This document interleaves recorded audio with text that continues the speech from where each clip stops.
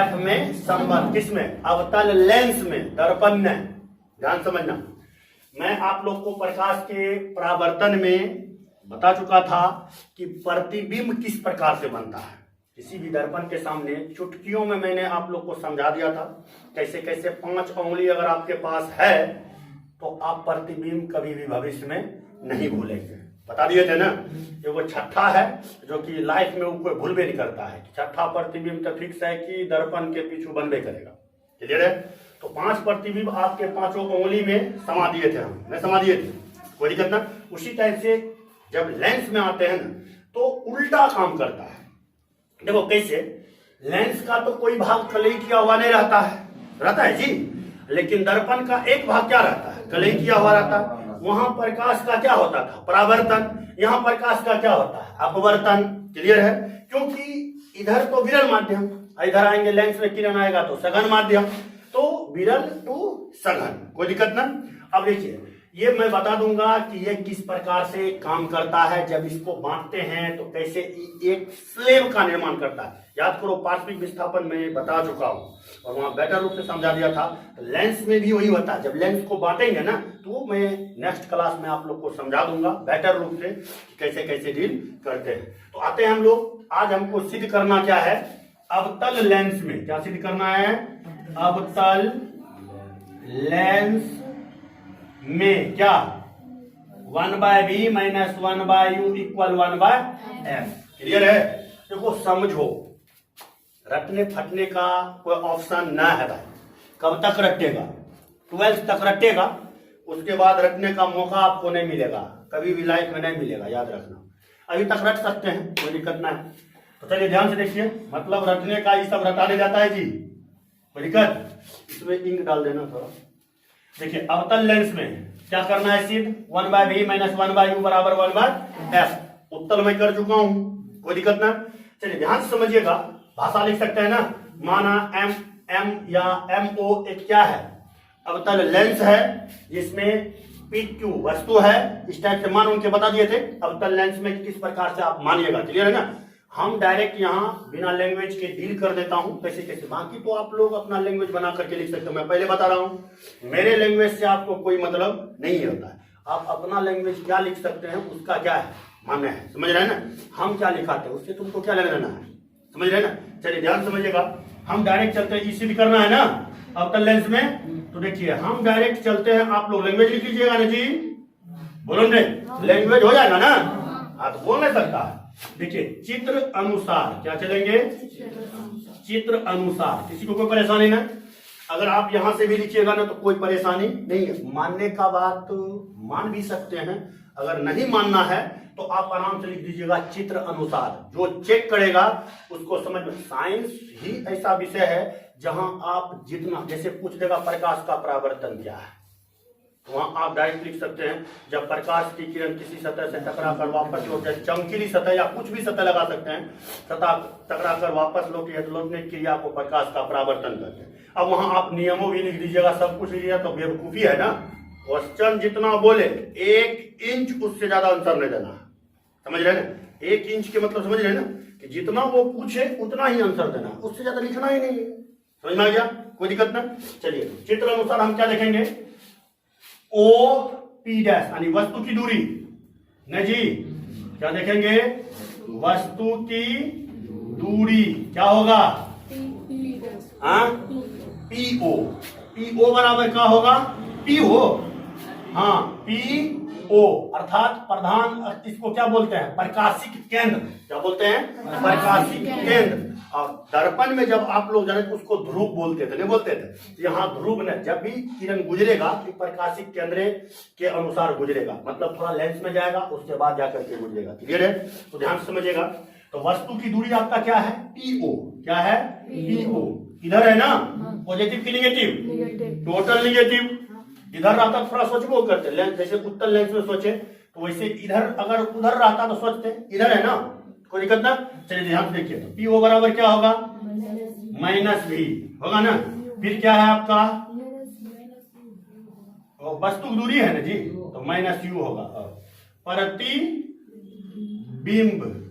की दूरी क्या होगा? P डैश O इक्वल क्या, माइनस भी। यहां तक समझ में आ गया सबको। उसके बाद देखिएगा क्या, फोकस दूरी ना, फोकस दूरी क्या है, फोकस दूरी F1O, F1O इक्वल क्या, माइनस F। क्लियर, समझ में आ गया। इससे ज्यादा कुछ है इसमें नहीं है। मैं पहले सब बार मैं यही बोलता हूं कि सबसे पहले आप लोग ये देख लो चार त्रिभुज कहां है। इसमें चार त्रिभुज नजर आ रहा है ना, सिंपल है चार त्रिभुज। और एक के आधार पर यदि दो त्रिभुज उपस्थित हो तो वह त्रिभुज आपस में क्या होते हैं, समरूप होते हैं। क्लियर है। तो देखो एक के आधार पर आप देखना त्रिभुज खोजना कैसे कैसे चलेंगे। तो चित्र अनुसार ये हो गया। तो हम लोग त्रिभुज खोजते हैं, देखते हैं कहां जाकर के मिलता है। पहला त्रिभुज खोजिए PQO, नजर आ गया, किसी को दिक्कत ना, क्या नजर आया, PQO तथा त्रिभुज एक देखिए P डैश QO ना है जी, क्या है, P dash Q dash O, क्या लिखेंगे, में। चल दिए, यहां तक सबको समझ में आ गया होगा। अगर देखिए इसमें PQO था इतना में, देखिए कोण QPO बराबर कोण Q dash P dash O के कारण 90 डिग्री के कारण। क्लियर है ना, किसके कारण, 90 डिग्री के कारण। अगला पॉइंट देखिएगा, कोण कौन कौन होगा,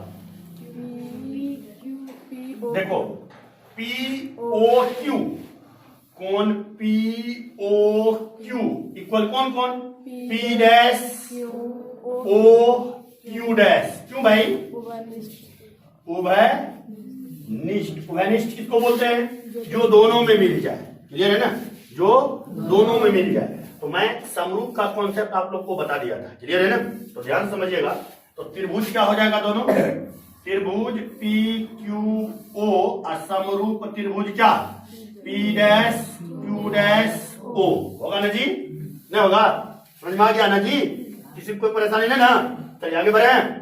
अच्छा, जब दो त्रिभुज आपस में समरूप हो तो क्या होता है, उनकी भुजा समानुपातिक होता है। क्या होता है, भुजा समानुपातिक होता है। क्लियर हो गया, कोई दिक्कत ना।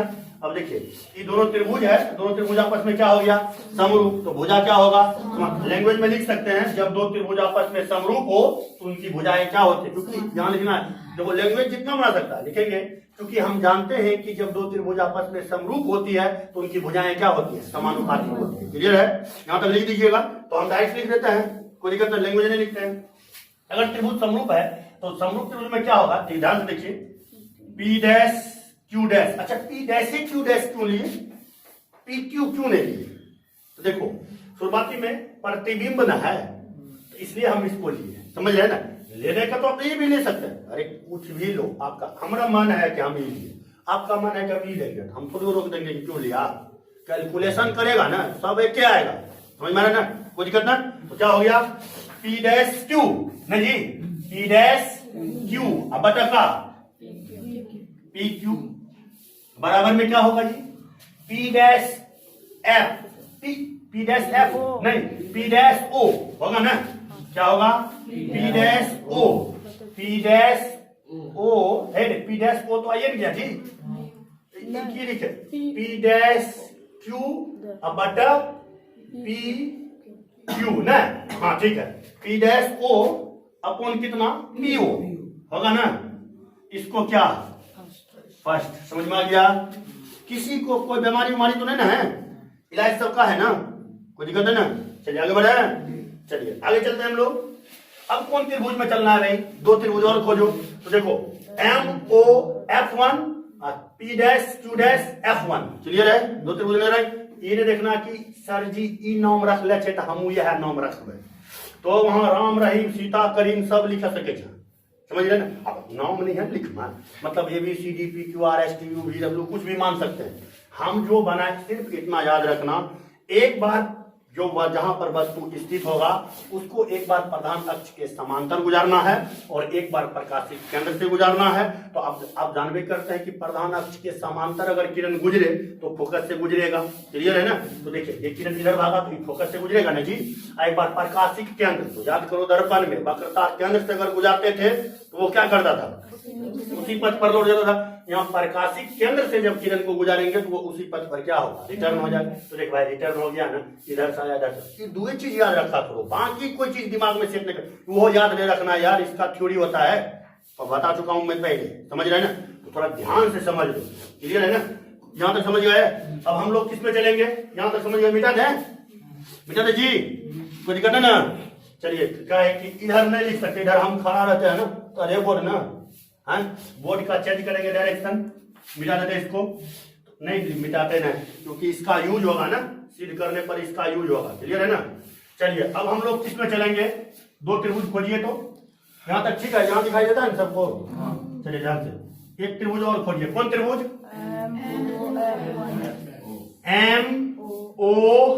MOF1 देखे। और फिर तथा त्रिभुज कौन? P'Q'F1। क्लियर है ना? दोनों त्रिभुज में चल दिए। तो दोनों त्रिभुज में वही होगा जो होना है। क्या होगा? कोण MOF1 नहीं जी, MOF1 बराबर कौन? कोण F1 P'Q'Q'। किसके कारण? 90 डिग्री के कारण धर लिया ना। चलिए ध्यान, अगला पॉइंट क्या होगा? पुनः अब इसी में चलेंगे। कोण MF1 O इक्वल कौन? कोण P'F1 Q'। किसके कारण? उभयनिष्ठ। क्लियर है ना? अब देखिए त्रिभुज क्या हो गया? MOF1 समरूप त्रिभुज क्या? P'Q'F1। F1 ना जी, यहां लिख दिया F1। क्लियर है? कोई दिक्कत ना? अब इसी टाइप से जब दो त्रिभुज समरूप हो तो भुजा क्या? तो क्या होगा जी? MO। क्या होगा? MO ना, P'Q'Q' बटा कौन सी? MO होगा ना, P'Q'Q' बटा MO। जैसे यहां लेंगे उसी टाइप से यहां भी लेना है। क्लियर है ना? अगर इसको आप ऊपर भेज दिया, इसको नीचे, तो इसको भी पलटा सकते हैं, आपका मर्जी, कोई दिक्कत नहीं। अब देखिए इक्वल क्या होगा?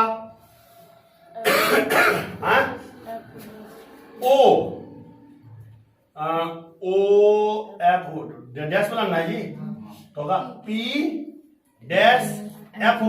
अब बटा कौन सी? OF1 हो गया ना? सबको समझ में आ गया?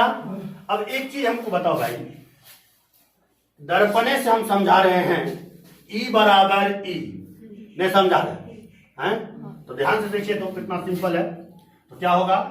PQ इक्वल MO होगा ना? कोई दिक्कत ना?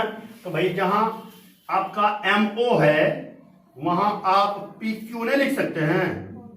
बराबर क्या? P'(F1) अब बटा क्या?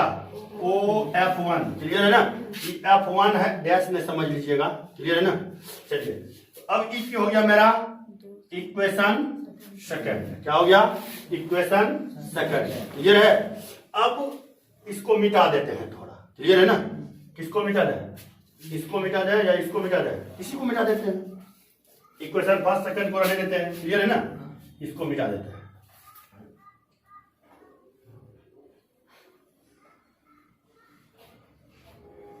चलिए अब हम लोग क्या करेंगे?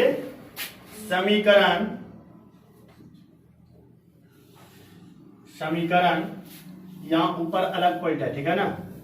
ध्यान से देख लीजिएगा, ये अलग पॉइंट है। तो हम यहां क्या चलते हैं? समीकरण एक और क्या? दो से। क्लियर है? समीकरण एक और दो से। तो देखिए P'(Q' बटा PQ, P'(Q' बटा PQ मिल रहा है, तो खत्म। बचा क्या? P'(OF1) ओ बटा क्या पी ओ बराबर पी डैश F1 बटा ओ F1। क्लियर है ना। अब इसको भी हम क्या करेंगे, मिटा देंगे, इसका हमारे पास जरूरत नहीं है। क्लियर है। चलिए भाई, अच्छा एक चीज देखो, यहां पर एक वो सिस्टम है कि जैसे दर्पण में द्वारक छोटा बड़ा होता था ना, यहां होकर उलझन न है। चलिए ध्यान से देखिए, समझिएगा जरा। इन तीन चीज को देखो क्या क्या दिया गया है। पीओ दिया गया है, तो पीओ को कुछ नहीं करना, पी डैश ओ दिया गया है, पी डैश ओ दिया गया है, इसको भी छेड़ने का जरूरत नहीं है। क्लियर है। पी डैश ओ नहीं दिया है जी, डी दिया है ना। उसके बाद देखिए पी डैश एफ डैश, इसमें लिखल है पी डैश एफ डैश नहीं है, इसके साथ क्या करना है, छेड़छाड़ करना है। समझ रहे ना। जो इन तीन चीज में नहीं मिले ओकरा पीछे माथा लगा देना है। क्लियर है। तो भाई एक चीज देखो, पी डैश F1 कहां लिखा हुआ है, पी डैश F1 लिखा है ना। तो एक बात बताओ, इस टाइप से आपका रेखा है, यहां O है, यहां P डैश है, यहां F1 है ना। और ध्यान से देखो, यहां से यहां तक का दूरी आपका V दिया गया है, और यहां से यहां तक का दूरी आपका F दिया गया है ना। अगर आपको पूछे P डैश F1 बराबर क्या होगा, तो आपने बोलिएगा रे नुनू, F डैश O में यदि हम घटा देंगे P डैश O को, तो हमारा निकल जाएगा, नहीं निकल जाएगा कौन चीज, F1 P डैश नहीं निकल जाएगा। तो ध्यान से देखिएगा, यहां हम थोड़ा कर लेते हैं कैलकुलेशन। P डैश O बराबर क्या है, P डैश O बराबर माइनस भी है ना, और PO बराबर क्या है मेरा, U माइनस U है। देखिए P डैश F1 बराबर, अभी यहां मैं लिख चुका हूं क्या, F1O माइनस क्या P डैश O। क्लियर है ना। अब देखिए, अब यहां हम क्या लिखेंगे, P डैश F1 बराबर F1O कितना दिया हुआ है भाई, F1O F दिया है, माइनस F है ना, माइनस F। और देखिए P डैश को कितना दिया हुआ है, माइनस V, तो माइनस और माइनस V हो गया ना। तो यहां पर अब हमको बताइए, P डैश F1 दिखाई देता है नीचे जी, नीचे दिखाई नहीं देता है। चलिए, तो P डैश F1 बराबर क्या होगा, माइनस इंटू माइनस प्लस, तो V आई माइनस को इधर कर देंगे, माइनस F। क्लियर है। अब एक चीज और बताओ, ई आपको मतलब इधर जो दिया गया है, नीचे भी क्या दिया हुआ, OF1। देखिए तो OF1 दिया गया है क्या, F नहीं दिया गया है। यहां हम लिख लेंगे OF बड़ी F, F1 बराबर क्या दिया है, माइनस F। तो इस जगह पर जितना चीज दिया गया था वो मैं सारे निशान लिख चुका हूं, कि आपको समझने के लिए ऐसा मैंने किया। क्लियर है ना। आप ऐसा लिख भी सकते हैं और नहीं भी लिख सकते, वो आपके मर्जी पे डिपेंड करता है। क्लियर है। आपका जो मन है वही लिखो, समझ रहे। मेरा काम है समझाना, लिखना आपका काम है, मेरा काम नहीं है। क्लियर है ना। चलिए अब क्या करेंगे, इस सब का वैल्यू यहां पर, इसको अगर मानिएगा समीकरण 3 तो आप मान सकते हैं, अगर नहीं मानना हो तो कोई प्रॉब्लम नहीं है। मान लीजिएगा तो थोड़ा अच्छा लगेगा लैंग्वेज बनाने में। क्या लिखेंगे, समीकरण 3 में मान रखने, सभी मान रखने पर क्या लिखेंगे, सभी मान रखने पर। क्लियर है ना। समीकरण 3 देख लीजिए कहां, यही है ना। तो यहां इसको लिख लेता हूं पहले, P डैश O बटा क्या PO बराबर क्या P डैश F1 बटा OF1। क्लियर है ना।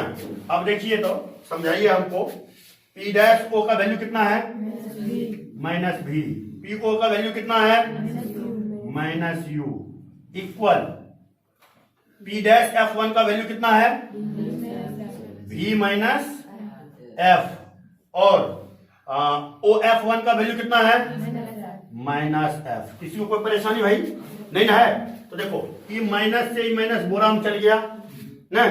अब बचा क्या, क्रॉस मल्टीप्लाई कीजिए, माइनस भी एफ इक्वल यू इंटू भी माइनस क्या एफ आएगा ना।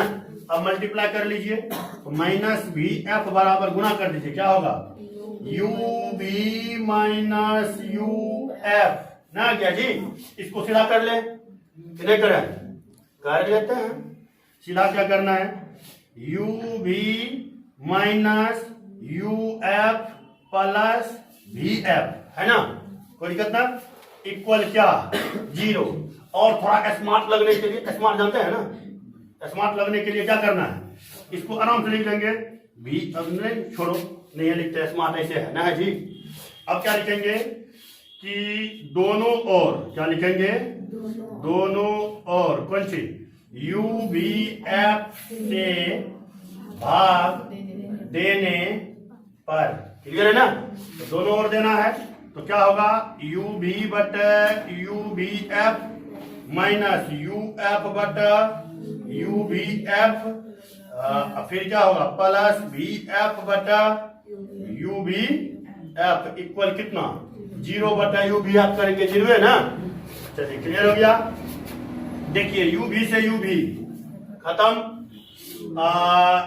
एफ से एफ, यू से यू खत्म। अब क्या बचा भी एफ से भी एफ खत्म, क्लियर है। अब क्या बचा 1 by F minus 1 by B plus 1 by U equal क्या 0।